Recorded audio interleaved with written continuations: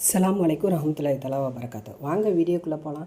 இன்றைக்கி நம்ம உளுந்த வடை தான் செய்ய போகிறோம். சூப்பராக நல்லா ஓட்டை நல்லா ரவுண்டாக கடையில் உள்ள மாதிரி நல்லா ஓட்டை போட்டு பக்குவமாக மாவு அரைச்சி செய்ய போகிறோம். மிக்சியில் தான் இந்த மாவை அரைக்க போகிறோம். பாருங்கள், அதுக்கு நல்லா பச்சை வெங்காய சட்னி தான் அரைக்க போகிறோம். சூப்பராக இருக்கும் ரெண்டுக்கும். அதுக்கு ஒரு 1/4 கிலோ அளவுக்கு உளுந்து எடுத்துக்கலாம். முழு உளுந்து எடுத்துக்கலாம். இதை நீங்கள் தோல் உள்ள உளுந்தில் கூட செய்யலாம். ரொம்ப சூப்பராக இருக்கும், ஹெல்த்தியாகவும் இருக்கும். இப்போ இதுக்கு ஒரு 2 ஸ்பூன் அளவுக்கு பச்சரிசி போட்டுக்கலாம். பாருங்கள், வீடியோ ஸ்கிப் பண்ணாமல் பாருங்கள், ரொம்பவே நல்லாயிருக்கும், சூப்பராக இருக்கும்.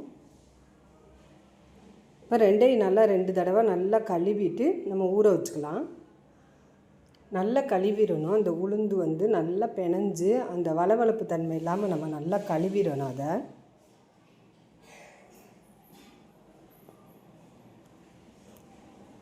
தண்ணி அதிகமாக ஊற்றி ஊற வைக்க வேணாம். நம்ம நல்லா கழுவிட்டனால அது முங்குற அளவுக்கு தண்ணி வச்சு நம்ம ஊற வச்சோம்னா அது கொஞ்சம் நேரத்துலேயே அது நல்லா ஊறி ஒரு மணி நேரம் ஊறிச்சுன்னா போதும். ரொம்பவும் ஊற வைக்க வேணாம், எண்ணெய் குடிச்சிரும். உளுந்த வடைக்கு அதிகமான நேரம் ஊறக்கூடாது. பாருங்கள், இப்போ அதை நல்லா நம்ம ஊற வச்சுட்டோம். 1 மணி நேரம் ஆயிடுச்சு. எப்படி ஊறி வந்திருக்கு பாருங்கள். தண்ணி நம்ம ஊற்றின தண்ணி கரெக்டாக இருக்குது.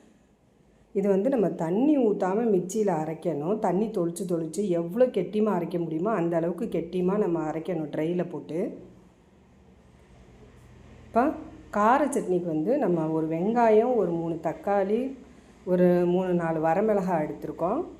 பூண்டு ஒரு 3 பல்லு போட்டுக்கலாம். இதை வதக்கி அரைப்பாங்க. நாம் இன்றைக்கி அப்படி பச்சையாகவே வதக்கி நம்ம அரைக்க போகிறோம். ரொம்ப சூப்பராக இருக்கும். இந்த சட்னிக்கும் அந்த உளுந்த வடைக்கும் நல்லா செம்ம டேஸ்ட்டாக இருக்கும். நம்ம தேங்காய் சட்னி வச்சு சாப்பிடுவோம், பருப்பு குழம்பு வச்சு சாப்பிடுவோம், சாம்பார் மாதிரி வச்சு தருவாங்க கடையில். இது பாருங்கள், இந்த கார சட்னி அவ்வளோ சூப்பராக இருக்கும். ட்ரை பண்ணி பாருங்கள். பிடிச்சிருந்தா ஒரு லைக் பண்ணுங்கள். புதுசாக பார்க்குறவங்க நம்ம சேனலை சப்ஸ்கிரைப் பண்ணிக்கோங்க. பெல் ஐக்கானை கிளிக் பண்ணி வச்சிங்கன்னா நம்ம போடுற வீடியோ ஒவ்வொன்றும் உங்களுக்கு நோட்டிஃபிகேஷன் ஆகும். நம்ம வீடியோ மிஸ் பண்ணாமல் பார்ப்பீங்க. ரொம்ப யூஸ்ஃபுல்லாக இருக்கும். தொடர்ந்து நம்ம வீடியோவை ஃபாலோ பண்ணுங்கள். மறக்காமல் ஒரு லைக் போட்டு விடுங்க. இப்போ நம்ம எல்லா தக்காளி, வெங்காயம், மிளகா, இதுக்கு தேவையான அளவு உப்பு நம்ம போட்டுக்கலாம்.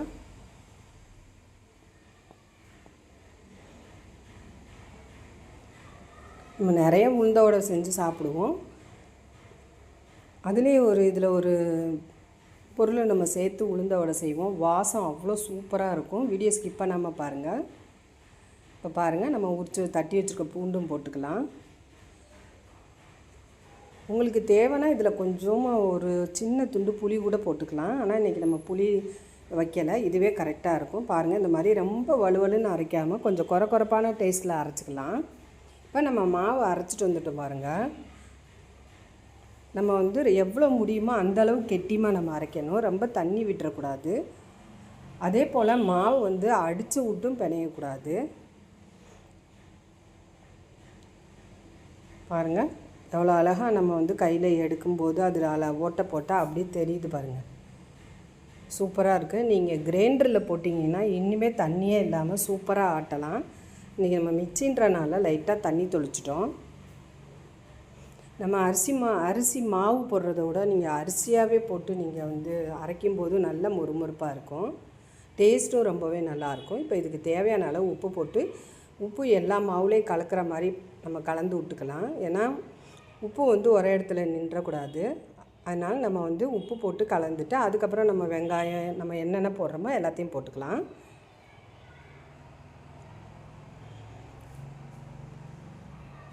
உப்பு கலக்கிற அளவுக்கு தான் நம்ம பிணைகிறோம். பாருங்கள், மிக்சிலே எந்த அளவுக்கு நம்ம ஆட்டியிருக்கோம் பாருங்கள். சூப்பராக இருக்குது. நம்ம கிரைண்டரில் ஆட்டின மாதிரியே ஆட்டியிருக்கோம் பாருங்கள். இப்போ நம்ம அதுக்கு தேவையானதை கட் பண்ணிக்கலாம். ரொம்ப சிம்பிளாகவும் ஈஸியாகவும் டக்குன்னு நம்ம கடையில் உள்ள அதே போல் உளுந்த வடை செஞ்சுக்கலாம். ஆனால் இந்த கார சட்னி யாரும் செய்ய மாட்டாங்க. நீங்கள் செஞ்சு சாப்பிட்டு பாருங்கள், செம்ம டேஸ்ட்டாக இருக்கும். இப்போ அதுக்கு ஒரு வெங்காயம் போட்டுக்கலாம். அதிகமாக வெங்காயம் வேணாம். ஒரு பெரிய வெங்காயம், கொஞ்சம் கொத்தமல்லி, கொஞ்சம் கருவேப்பிலை. இன்றைக்கி நான் பச்சை மிளகாய் போடலை, ஏன்னா குழந்தைங்க சாப்பிட்றப்போ வாயில் தட்டு போடும். பாருங்கள், இதுதான் நீங்கள் சோம்பு போட்டு பாருங்கள், ஜீரகம் போடுவாங்க சில பேர், நீங்கள் சோம்பு போடுங்க, ரொம்ப வாசமானமாக டேஸ்ட்டாக இருக்கும். நம்ம அது கடித்து சாப்பிடும்போது நல்லா இருக்கும் அதோட வாசமானம். இப்போ கொஞ்சம் கொத்தமல்லி, கருவேப்பிலை, ஒரு பெரிய வெங்காயம், இதில் மிளகு வந்து 1 ஸ்பூன் போட்டிருக்கோம், 1/2 ஸ்பூன் மிளகு தட்டியும் போட்டுக்கலாம். காரத்துக்கு நம்மளுக்கு மிளகே போதும்.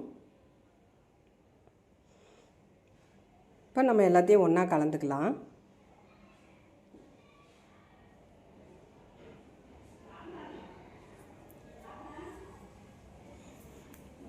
ரொம்ப கலக்கக்கூடாது, நம்ம ஏற்கனவே உப்பு போட்டு நல்லா கலந்து வச்சுட்டோம், அதனால் லைட்டாக கலந்துட்டா போதும்.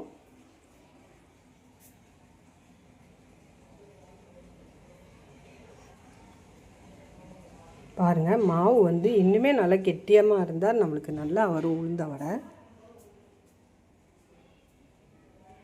இப்போ மூடி வச்சிடலாம். இப்போ நம்ம தாளிச்சுக்கலாம். சட்னிக்கு கொஞ்சம் ஆயில் விட்டு அதில் கடுகு உளுந்து 1 ஸ்பூன் போட்டுக்கலாம், கருவேப்பிலை கொஞ்சம் போட்டுக்கலாம்.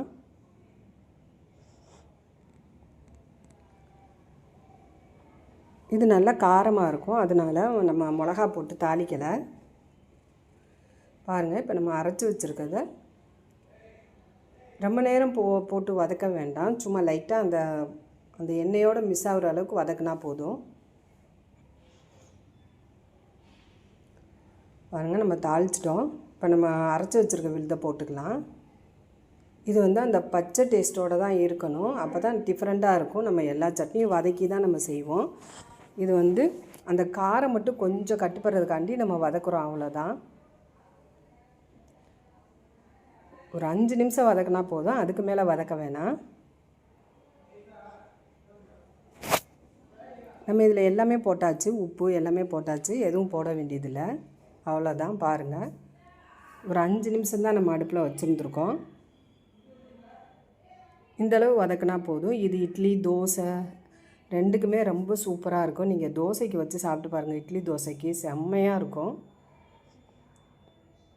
ரொம்ப சிம்பிளாகவும் இருக்கும், நம்மளுக்கு அதிகமான பொருளும் தேவையில்லை, அதிகமான டைமிங்கும் தேவையில்லை. இந்த சட்னி வந்து சட்டுன்னு செஞ்சிடலாம், அவ்வளோதான். சட்னி நம்மளுக்கு ரெடி ஆகிடுச்சு. இப்போ வடையை நம்ம சுட்டுக்கலாம். இப்போ நம்ம அதுக்கு வந்து ஒரு 1/4 லிட்ரு எண்ணெய் தான் நம்ம ஊற்றிருக்கோம். நீங்கள் ஒரு 1/2 லிட்ரு எண்ணெய் கூட ஊற்றிக்கலாம். ஏன்னா இது ஒரு 2 தடவை யூஸ் பண்ணிவிட்டு நான் அதுக்கப்புறம் யூஸ் பண்ண மாட்டேன், அதனால் கம்மியான எண்ணெய் ஊற்றிருக்கேன்.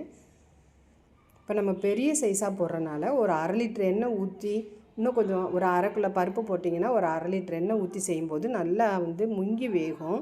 இன்றைக்கி நான் வந்து வேஸ்ட் பண்ண வேணாம் எண்ணெய்ன்னு சொல்லிவிட்டு ஒரு 1/4 லிட்ரு அளவுக்கு தான் ஊற்றிருக்கேன். இது கொஞ்சம் கூட எண்ணெய் இழுக்கவே செய்யாது, அதனால் நம்மளுக்கு இந்த எண்ணெயே போதுமானதாக இருக்கும். நம்ம வீடியோ ஸ்கிப் பண்ணாமல் பாருங்கள், பிடிச்சிருந்தா ஒரு லைக்கை போட்டு விடுங்க, தொடர்ந்து ஃபாலோ பண்ணுங்கள். பாருங்கள், இப்போ அதை நல்லா அழகாக நம்ம கொஞ்சம் லைட்டாக தண்ணி தொட்டு நல்லா நம்ம பெருவிரலில் இதில் காமிக்க முடியலை, ஏன்னா சட்டிக்கு மேலே இருக்க எண்ணெய்க்கு மேலே தூக்கி காமிக்கிறனால உள்ளே விழுந்துருச்சுன்னா தெரிச்சிரும். அதனால் நம்ம ஒரு உருண்டை மாதிரி எடுத்து பெருவிரலில் அதை வந்து நல்லா கொஞ்சம் உள்ளக்க நல்லா ஒரு ஓட்டை மாதிரி போட்டுட்டு அவ்வளோதான், அப்படியே போட்டுருங்க. உங்களுக்கு வந்து அப்படியே நம்ம வடை சுட்டு வரும்போது நல்லா கடையில் உள்ள அந்த மாதிரி நல்லா ஓட்டையாக வரும். பாருங்கள், அவ்வளோதான். சூப்பரான ஒரு கடை டேஸ்ட்டில் கடையில் உள்ளது மாதிரியே நல்லா மேலே மொறுன்னு உள்ளே நல்லா சாஃப்டாக கார சட்னி வச்சு ஒரு உளுந்த வடை சூப்பராக இருக்கும். ட்ரை பண்ணி பாருங்கள், பிடிச்சிருந்தா லைக் பண்ணுங்கள். பாருங்கள், நீங்கள் கொஞ்சம் எண்ணெய் அதிகமாக விட்டிங்கன்னா நம்ம போட்டோட்டி மேலே நல்லா மிதக்கும்.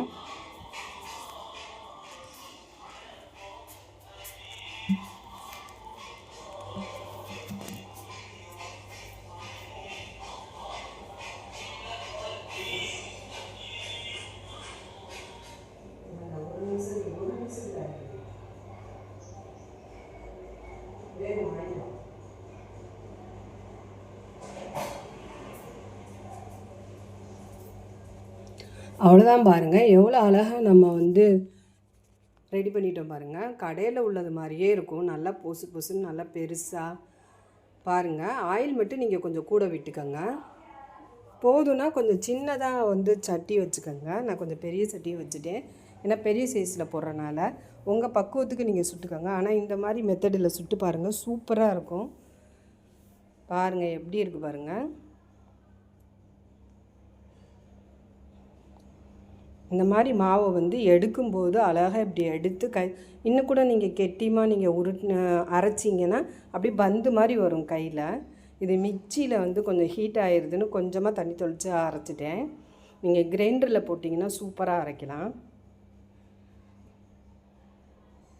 ஆனால் இதுவே அவ்வளோ சூப்பராக இருந்துச்சு, நல்லா இருந்துச்சு. ட்ரை பண்ணி பாருங்கள். டேஸ்ட்டும் அவ்வளோ செம்மையாக இருந்துச்சு. நீங்கள் பச்சை மிளகா போட்டுக்கலாம், இதில் கீரை கூட போட்டுக்கலாம். நீங்கள்